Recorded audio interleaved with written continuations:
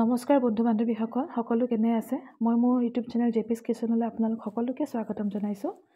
বহুদিন ধৰি মই একো ভিডিঅ' বনোৱা নাছিলোঁ মোৰ চেনেলটোত। আকৌ এবাৰ ভাবিছোঁ নতুনকৈ আৰম্ভ কৰোঁ বুলি। এয়া কালি ৰাতিৰ ভিডিঅ' হয় এইটো। মই কালি ৰাতি এখন খুব সুন্দৰ আলুৰ ভাজি বনাইছিলোঁ। আলুখিনি মই লৈছিলোঁ অকল আলু, বিলাহী, ইয়াতে কোনো পিঁয়াজ ব্যৱহাৰ কৰা নাই, লগতে কোনো আদা নহৰু একোৱেই মই ব্যৱহাৰ কৰা নাই। এনেদৰে বিলাহীখিনি মই প্ৰথমতে মিক্সিত দি পেলাই পেষ্ট কৰি ল'লোঁ। তাৰপিছতে এনেদৰে মই আমুলৰ ক্ৰীম লৈছোঁ, কচুৰি মেথি লৈছোঁ আৰু লগতে কাশ্মীৰী মিৰ্চ লৈছোঁ। এয়া চব মই কেৰাহীতে তেল গৰম কৰি লৈ পেলাই প্ৰথমতে আলুখিনি এনেদৰে মই ফ্ৰাই কৰি ল'ম। আলুখিনি ফ্ৰাই কৰাৰ পিছত যেতিয়া হৈ যাব, তাতে মই অকণমান সেইখিনি তেলতে কালজিৰা দিছোঁ। কালজিৰা দি পেলাই তাতে মই কেইটামান ইলাচি দিম। ইলাচি দিলে তাৰ সোৱাদটো খুব ধুনীয়া হয়, খুব ধুনীয়া এটা চেণ্ট ওলায়। এতিয়া মই সেই পেষ্ট কৰি থোৱা বিলাহীখিনি তেলত দি দিম। দি পেলাই এইখিনি ভালদৰে ভাজিম। যেতিয়ালৈকে বিলাহী কেঁচা গুণটো নাযায় তেতিয়ালৈকে মই এনেদৰে ভাজি থাকিম। মই কিন্তু হালধি ব্যৱহাৰ নকৰোঁ এখন ভাজি। অকল হালধি ভাজি মই কাশ্মীৰী যিটো জলকীয়া গুড়ি সেইটো ব্যৱহাৰ কৰিম। আৰু বেলেগকৈ মই জ্বলা ব্যৱহাৰ নকৰোঁ, কাৰণ মোৰ ল'ৰাটোৱে একেবাৰে জ্বলা খাব নোৱাৰে। এতিয়া মই ইয়াতে চেনি দিম। চেনি দিলে এই ভাজি বনালে বেছিয়ে সোৱাদ হয়, খাবলৈ খুব ধুনীয়া হয়। একদম ৰেষ্টুৰেণ্টত বনোৱাৰ দৰে হয়। চেনি দিয়াৰ পিছতে মই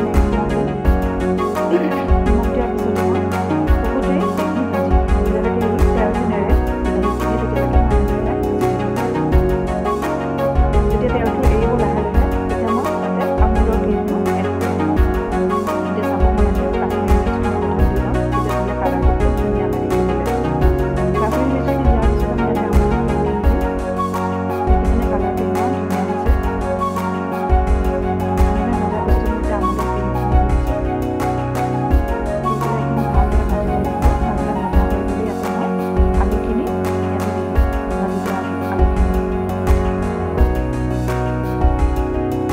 আলুখিনি দিয়াৰ পিছতে মই ইয়াত অলপ পানী দিম, কাৰণ কেলৈ ভাজিখন অকণমান গ্ৰেভি টাইপৰ হ'লে খাবলৈ খুব ধুনীয়া হয়।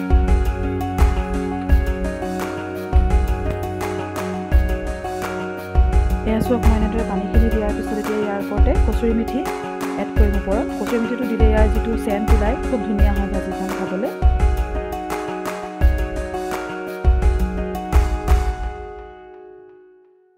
এনেদৰে মই কচুৰি মেথিখিনি ওপৰত দি দিছোঁ। দিয়াৰ পিছতে এতিয়া মই একদম শেষত 2 চামুচ আমুলৰ ঘি ব্যৱহাৰ কৰিছোঁ। ঘি দিলে ইয়াৰ যিটো টেষ্ট সেইটো আৰু বেছি ধুনীয়া হৈ পৰে। এনেদৰে ৰাতিৰ সাঁজটো আমি কালি গ্ৰহণ কৰিলোঁ ৰুটিৰ লগত। খুব ধুনীয়া হৈছিলে ভাজিখন খাবলৈ। আপোনালোকেও এনেদৰে বনাই খাবচোন। বনাই খাই পেলাই মোক ক'ব কেনেকুৱা হয়। ধন্যবাদ।